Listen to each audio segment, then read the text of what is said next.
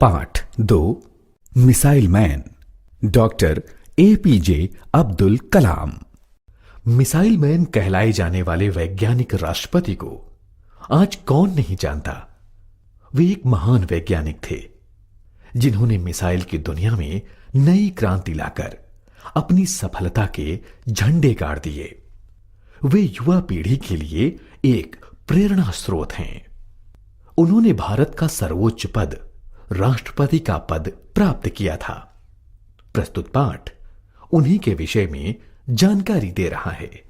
Doctor APJ Abdul कलाम एक विख्यात भारतीय वैज्ञानिक और स्वतंत्र भारत के 11वें राष्ट्रपति थे।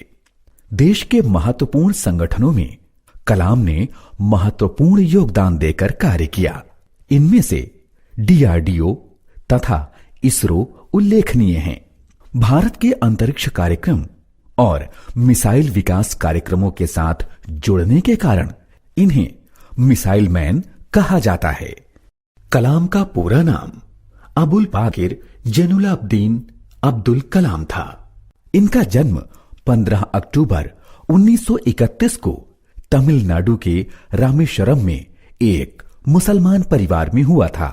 उनके पिता जैनुलाब्दीन एक नाविक थे और माता अशी अम्मा एक सफल गृहिणी थीं।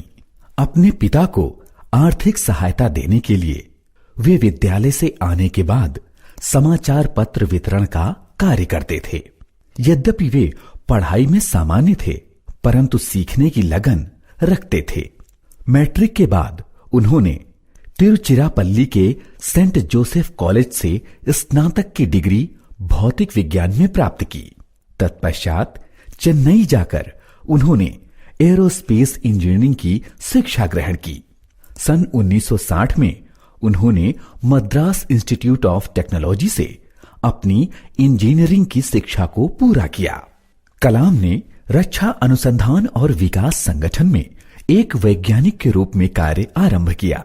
सर्वप्रथम उन्होंने भारतीय सेना के लिए एक छोटा सा हेलीकॉप्टर डिजाइन किया। कलाम को प्रसिद्ध वैज्ञानिक विक्रम साराभाई के साथ काम करने का अवसर भी प्राप्त हुआ।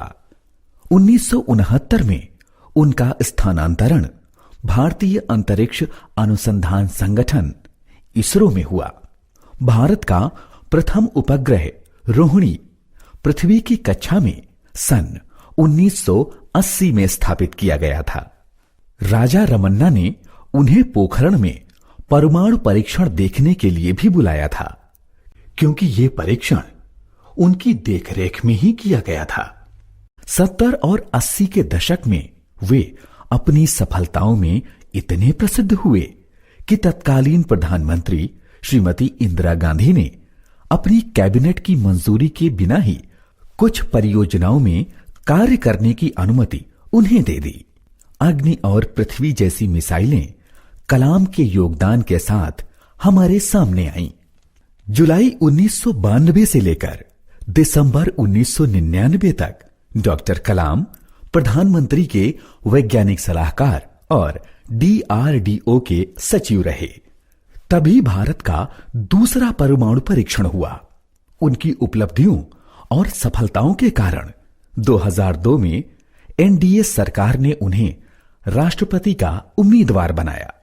अपने प्रतिद्वंदी लक्ष्मी सहगल को भारी अंतर से हराकर 25 जुलाई 2002 को वे भारत के 11वें राष्ट्रपति चुने गए। इससे पहले ही उन्हें भारत रत्न की उपाधि मिल चुकी थी। उनका कार्यकाल 5 वर्ष रहा। यहां से सेवा मुक्त होकर वे शिक्षण, मार्गदर्शन एवं शोध कार्यों में लग गए। कलाम हमेशा देश के युवाओं को प्रेरित करते रहे। उन्होंने ही व्हाट कैन आई गिव की शुरुआत की। उन्हें 2 बार 2003, 2004 youth icon of the year का अवार्ड मिला। शिक्षण के अलावा कलाम ने अनेक पुस्तकें भी लिखीं। India 2020 A Vision for the New Millennium, Wings of Fire, an Autobiography, ignited minds आदि। भारत सरकार ने उन्हें पद्म भूषण, पद्म विभूषण और भारत रत्न से अलंकृत किया। 27 जुलाई 2015 को भारतीय प्रबंधन संस्थान शिलांग में अध्यापन कार्य के दौरान उन्हें दिल का दौरा पड़ा और यही चमकता सितारा हमेशा के लिए विलीन हो गया। आज कलाम हमारे बीच नहीं हैं, पर उनका नाम और विज्ञान के क्षेत्र में योगदान हमें सर्वदा याद रहेगा। धन्य थे वे मिसाइल मैन कलाम।